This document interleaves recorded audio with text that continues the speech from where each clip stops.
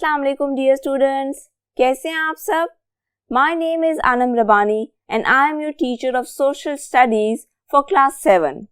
बच्चों, हम पढ़ रहे थे chapter number 9 that was about the population of the Muslim world. हमने चैप्टर कंप्लीट कर लिया था। हमने पढ़ा था लिटरेसी रेट के बारे में, लाइफ एक्सपेक्टेंसी रेट के बारे में एंड मेनी अदर थिंग्स। और आज हम करेंगे इस चैप्टर की एक्सरसाइज। तो चलिए शुरू करते हैं। बच्चों, हमारा पहला क्वेश्चन है, what are the factors that negatively affect the development of a country, use the information in the chapter. अब वो हमसे कह रहा है कि आपकी नज़र में ऐसे कौन से फैक्टर्स हैं जिनका किसी भी कंट्री की डेवलपमेंट पे नेगेटिव अफेक्ट होता है, यानी कि वो नेगेटिव असर डालते हैं किसी भी कंट्री की प्रॉस्पेरिटी पे। और हमने स्पेसिफिकली उन फैक्टर्स का जिक्र करना है जिन फैक्टर्स का जिक्र आपकी बुक में गिवन चैप्टर में है।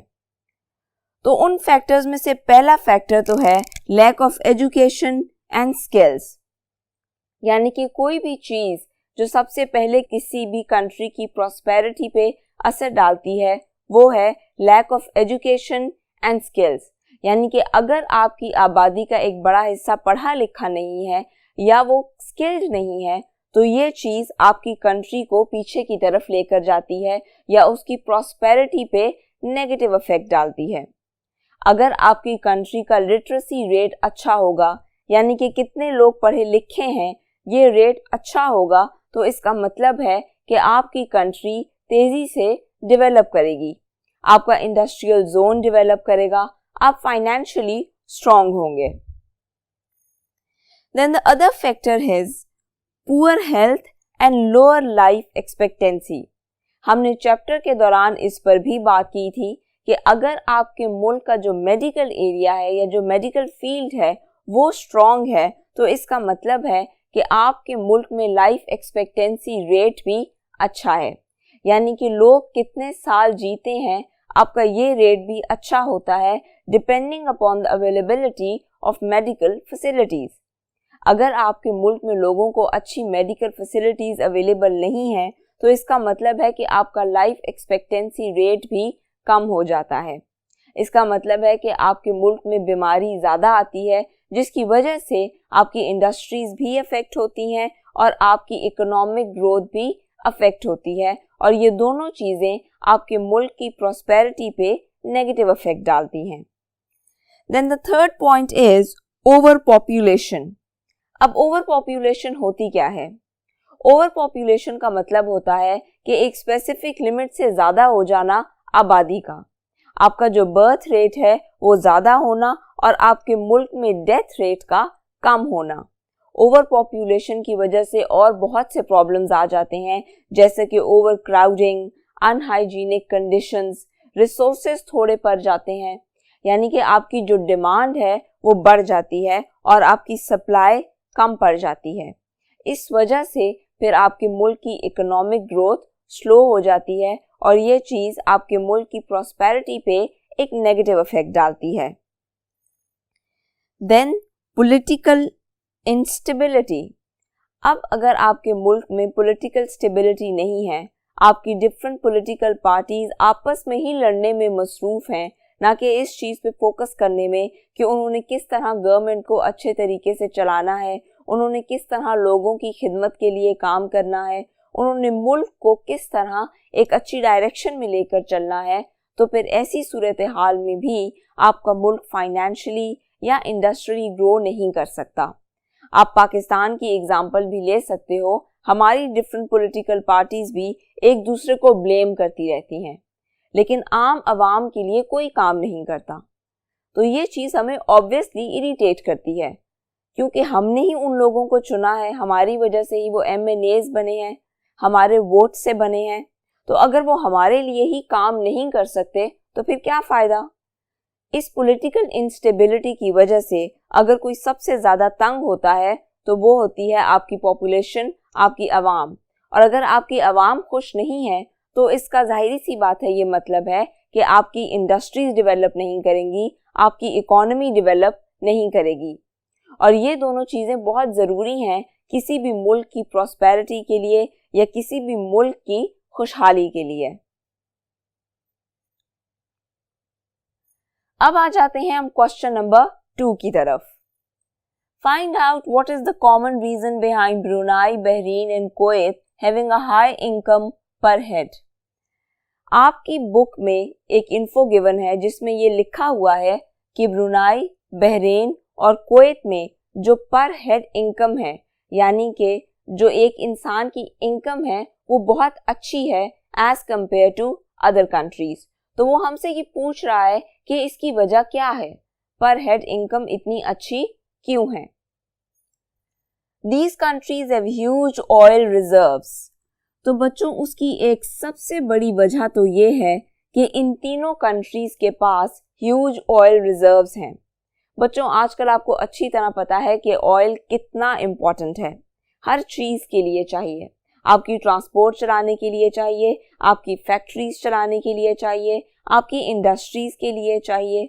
तो अगर किसी मुल्क के पास अपने ऑयल रिजर्व्स हैं तो इसका मतलब है कि वो ऑटोमेटिकली रिच है। उससे डिफरेंट कंट्रीज ऑयल खरीदेंगी और उनको पे करेंगी। तो इस वजह से उस मुल्क को फाइनेंशियली बहुत सपोर्ट मिलती है और इसी वजह से उनकी जो पर हेड इनकम है वो अच्छी होती चली जाती है। This may be the common reason they have also got good literacy and life expectancy rates। अब ह्यूज ऑयल रिजर्व्स होने की वजह से भी उनके जो लिटरेसी रेट्स हैं और लाइफ एक्सपेक्टेंसी रेट्स हैं वो भी अच्छे हैं, यानी कि वो अच्छे स्कूल्स और कॉलेजेस बना सकते हैं। वो अपनी पॉपुलेशन की लिटरेसी रेट को इम्प्रूव करने के लिए मुसलसल कोशिशें करते हैं कि आबादी का ज़्यादातर हिस्सा पढ़ा लिखा हो। इसके अलावा वो अपने हॉस्पिटल्स को भी अच्छा रखते हैं, मेडिकल फैसिलिटीज़ को स्ट्रॉन्ग रखते हैं, लोगों को अच्छी मेडिकल फैसिलिटीज़ अवेलेबल होती हैं। तो इन सब की वजह से आपका मुल्क ग्रो करता है इंडस्ट्रियली एंड इकोनॉमिकली। और इंडस्ट्रियली एंड इकोनॉमिकली ग्रो करने का मतलब हुआ कि आपकी जो पर हेड इनकम है, यानी कि जो भी कमा रहा है उसकी जो इनकम है वो अच्छी हो जाती है। अगर आपके मुल्क के फाइनेंसेस ठीक चल रहे हैं, इंडस्ट्रीज अच्छे से चल रही हैं, हॉस्पिटल्स ठीक हैं, लाइफ एक्सपेक्टेंसी रेट्स अच्छे हैं, आपके लिटरेसी रेट्स अच्छे हैं, तो obviously your country is going to prosper at a very good rate. और इन सब की वजह सबसे पहले हमने क्या बताई कि इन सब कंट्रीज के पास अच्छे ह्यूज ऑयल रिजर्व्स हैं। And as you all know oil is really important. Oil is as important as gold. Find out the location of the 3 countries with highest literacy rates in second table. What could be the reason behind their literacy rates? अब उसने हमें कहा है कि second table में जो 3 countries given है आपने उनकी लोकेशन बतानी है। तो China is in east Asia and Cuba is south of USA. आप इन दोनों कंट्रीज की लोकेशन अपनी स्क्रीन्स पर देख सकते हो।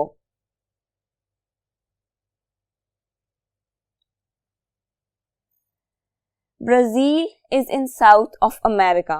Again, on your screens, you can see where is Brazil. Literacy has always been a top priority in China. अब उसने हमसे पूछा था कि इन तीनों कंट्रीज के लिटरेसी रेट्स इतने अच्छे क्यों हैं। तो चाइना में हमेशा से लिटरेसी रेट पर बहुत ज़्यादा जोर दिया गया है। उनकी हमेशा से ये कोशिश रही है कि उनकी पॉपुलेशन का एक बड़ा हिस्सा पढ़ा लिखा ही हो।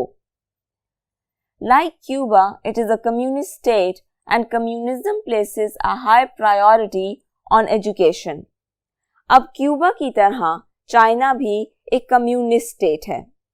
मैंने आपको चैप्टर के दौरान पढ़ाया था कि कम्युनिस्ट स्टेट होने का क्या मतलब है। कम्युनिस्ट स्टेट होने का मतलब है कि आपकी स्टेट कम्युनिज्म को फॉलो करती है। तो कम्युनिज्म क्या होता है?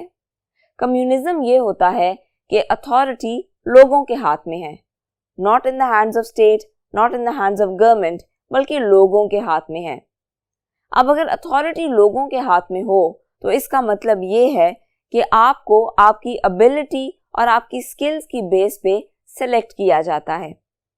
अब अगर आपने अपनी एबिलिटी और स्किल्स को स्ट्रॉन्ग रखना है, इसका मतलब है कि आपके मुल्क का लिटरेसी रेट अच्छा होना चाहिए।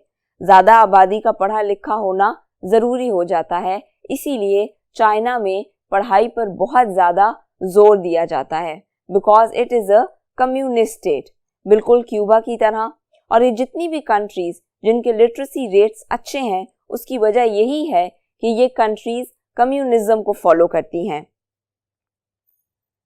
कुवैत, आज़रबाईजान एंड ताजिकिस्तान, इनके लिटरेसी रेट्स भी बहुत अच्छे थे, इनके लाइफ एक्सपेक्टेंसी रेट्स भी अच्छे थे। तो उसकी वजह क्या थी? उसकी वजह ये थी that these are also ex communist states, यानी कि इन स्टेट्स में भी कम्युनिज्म को फॉलो किया जाता था। And as I have told you before कि कम्युनिज्म में आपको लिटरेसी रेट पर बहुत फोकस किया जाता है, आपकी पढ़ाई पे बहुत फोकस दिया जाता है, आपके एबिलिटी और स्किल्स पर ज़्यादा जोर दिया जाता है। अब आ जाते हैं हम अपने लास्ट क्वेश्चन की तरफ। List the capital cities of the countries in the first table. बच्चों, आपकी बुक में on page number 45 on the very first page of your chapter एक काफी लेंथी टेबल गिवन है, जिसमें डिफरेंट कंट्रीज के नाम लिखे हुए हैं, उनकी पॉपुलेशन लिखी हुई है, उनके लिटरेसी रेट्स लिखे हुए हैं ऑफ मेल्स एंड फीमेल्स, और इसी तरह उनके लाइफ एक्सपेक्टेंसी रेट्स गिवन है among mails and among females. अब वो हमसे ये कह रहा है कि जो कंट्रीज गिवन है हम उनके कैपिटल्स बताएं। तो बच्चों, आप अपनी स्क्रीन पर इस वक्त टेबल देख सकते हैं जिसमें कंट्रीज के नेम्स गिवन है, जो कंट्रीज आपकी बुक्स में गिवन है, और साथ ही साथ उनके कैपिटल्स गिवन हैं। यहाँ पे हमारा ये चैप्टर ख़त्म होता है। अच्छा होगा अगर आप इन सारी कंट्रीज की लोकेशन को भी देखें, आप ये समझने की कोशिश करें कि ऑन द वर्ल्ड मैप ये कंट्रीज किधर हैं। इससे आपका जनरल नॉलेज भी इम्प्रूव होगा और आपको बेहतर तरीके से समझ लगेगी कि कौन सी कंट्रीज कम्युनिस्ट स्टेट्स हैं, कौन सी कंट्रीज के लिटरेसी रेट्स अच्छे हैं, और वो कंट्रीज हमारे मुल्क से कितने फासले पर हैं या किस साइड पर हैं। If you want to see a globe you can, if you want to see a map you can। तो यहाँ पे हमारी एक्सरसाइज ख़त्म होती है। इस चैप्टर को अच्छे से पढ़िएगा, अच्छे से रिवाइज कीजिएगा सारे कंसेप्ट्स को, और फिर एक्सरसाइज सॉल्व कीजिएगा ताकि आपको एक्सरसाइज सॉल्व करने में कोई प्रॉब्लम ना हो। अपना बहुत सा ख्याल रखिएगा। अल्लाह हाफिज़।